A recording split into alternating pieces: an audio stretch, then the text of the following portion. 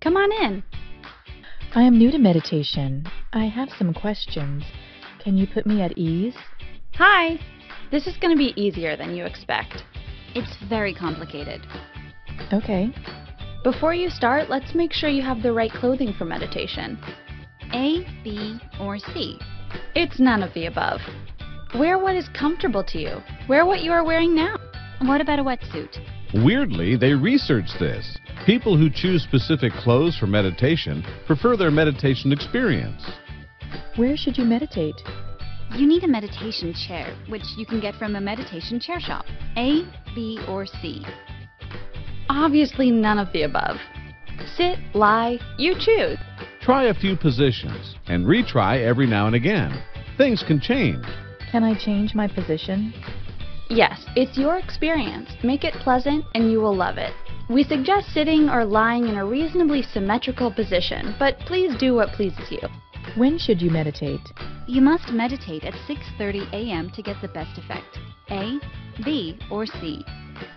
That guy's an idiot. Meditate when you like. Make your plans knowing that meditation works its magic when it's regular and sustained over time. Habits have force, so we suggest you choose times that you can turn into habits.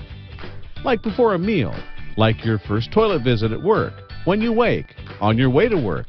Those kinds of times reinforce the habit. Meditation will help you fall asleep, so choose bedtime for meditation only when it's appropriate. How do I meditate? How do I learn the technique? It can take years of effort to attain the correct technique. No. It could not be more simple. It's very complicated. It's called guided meditation. There's a guide. Listen to the guide. That's all you need to know. You will be a master in 10 seconds if you have ears and are a human.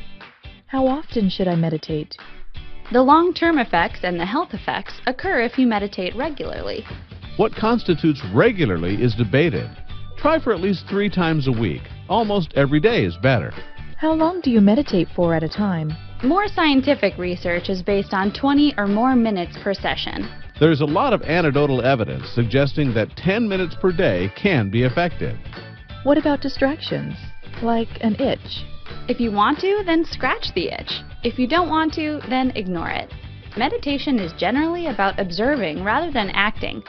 But there's no meditation police, so by all means, scratch away if that's what it takes to let go and let your focus back.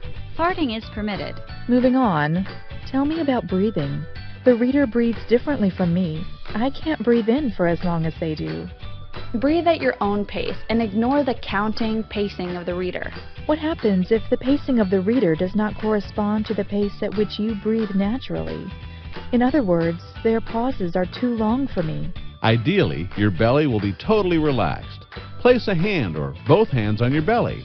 It makes you more aware of the movement and depth of breath. Breathe through your nose or mouth. It doesn't matter. What happens if I don't like the guided meditation I'm listening to?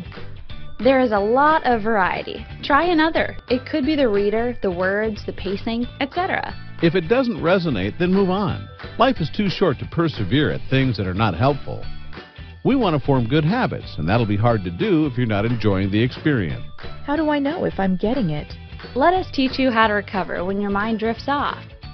Try this exercise. 1. Suck your stomach in. You're going to hold it in for 5 minutes. 2. Do not hold your breath. 3.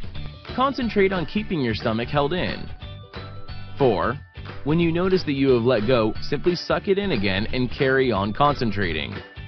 Take care not to feel guilt or any judgment about having drifted off. 5. The more you do this, the easier it will become. Letting go of your stomach is very noticeable. Enough of an attention getter to remind you what you're doing, holding your tummy in. Reminding you that your mind drifted off and you lost your focus. Meditation is an almost identical experience, just without the active element of holding your tummy in. Imagine someone meditating. Their thoughts are about the present moment. They are an observer. Think of the person as sensor. They sense but don't react. They hear sounds, not words. They hear words, not meaning. They notice the car, but then mind drifts off. It drifts off further. But then they notice. It's normal. Everyone's mind drifts off. They realize they lost focus and they bring their focus back to the present moment as an observer. Bring your attention back to your focus. This is the functional definition of meditation. This step is what makes meditation different from simply sitting quietly and thinking about things. Meditation is the skill you will acquire of letting go and bringing yourself back to the chosen focus. What is meant by stories of the mind? When you notice the sound of a car and start to wonder about the car, your own car, it reminds you of something. This is not about emptying yourself of all thought. It's about being able to control your attention so that it suits you.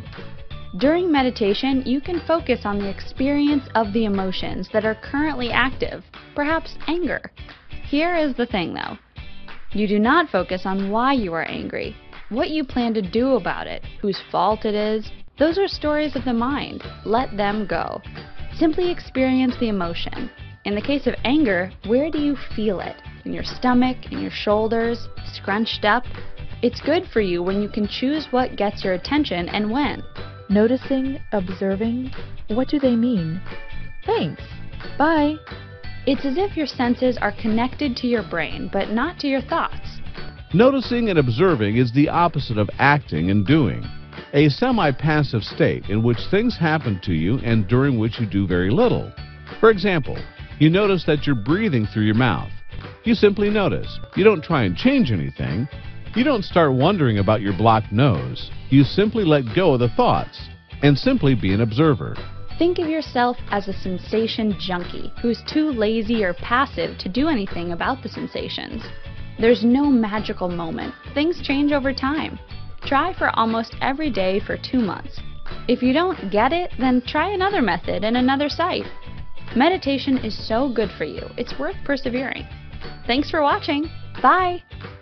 Live well with ease. Thanks. Bye.